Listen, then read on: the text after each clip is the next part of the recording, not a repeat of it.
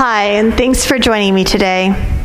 Today we're going to be talking about the Panchamaya Kosha system. The Panchamaya Kosha system is a system of energetic sheaths that we use in yoga to describe the human body and our manifest experience. The physical body is the Annamaya Kosha, or the food body. The energetic body is the Pranamaya Kosha. The mental body is Manomaya Kosha, and the intellectual body or seat of discernment is Vijnanamaya Kosha. Anandamaya Kosha is the bliss body, the closest thing to pure awareness. We mistake ourselves to be our thoughts and our feelings, our physical body. But that's not true. This body is a conduit for us to awaken.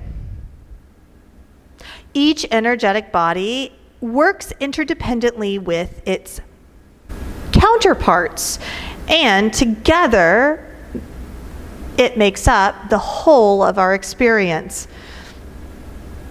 Our somatic tissue, both made Annamaya and Pranamaya, signals Manomaya to come online through awareness. Sometimes we're attuned to our physical body and our energetic body, and sometimes we're not. The more we practice, the more we develop an attunement to these bodies. We hone our awareness, and we're able to be with what is arising within these bodies more clearly. We use it as a process of inquiry rather than a process of admonishment. The physical body is made up of the food that we eat. Annamaya, the food body, creates the physical container for Pranamaya. Pranamaya processes the food that we eat and turns it into energy. Some people think Pranamaya, the Pranamaya Kosha that is only responsible for the breath. But it's not. Not only does Pranamaya include the cardiopulmonary system, it also includes all of the other nadis. There are 72,000 of them actually. And Pranamaya and Manomaya encompass those, both gross and subtle. Vijnanamaya is the seat of discernment and the portal to pure awareness. When we can arrive in Vijnanamaya through meditation, we can communicate with universal consciousness. This is where clairsentience, clairaudience, and clairvoyance lives. We cannot access this part of our experience without total objectivity and freedom of attachments. If we are attached, we will not be able to clearly see what is being transmitted to us. We will perceive it through the lens of our karma rather than in its purest form. Oftentimes we experience things in different parts of our energetic body. We might experience a blockage in the physical or energetic bodies. We can also experience blockages in the mental body. When we notice blockages or attachments, this is an opportunity for us to come back to practice.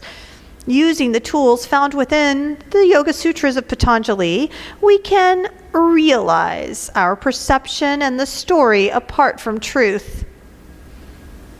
The Panchamaya Kosha system is an important part of all aspects of yoga and Ayurveda. It's also the foundation for yoga therapy. When we work with clients through yoga therapy, we are using the guna, the elements, and the Panchamaya Kosha system to evaluate our clients and find practices that will meet them where they're at.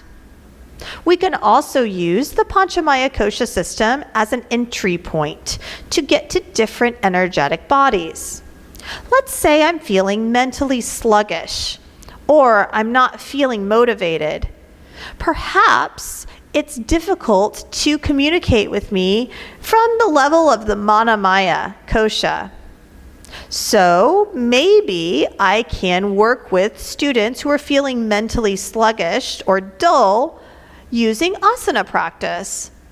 The physical practice of asana will help to excite the nervous system, part of the Pranamaya Kosha. And this excitement will help the mental body to be more focused, acutely aware of what is arising in its field of awareness. There are so many different ways that we can work with the different layers of our experience. The Panchamaya Kosha gives us a roadmap and helps us to select practices that are appropriate for what we're experiencing. It also gives us language to use when we're talking about energetic blockages.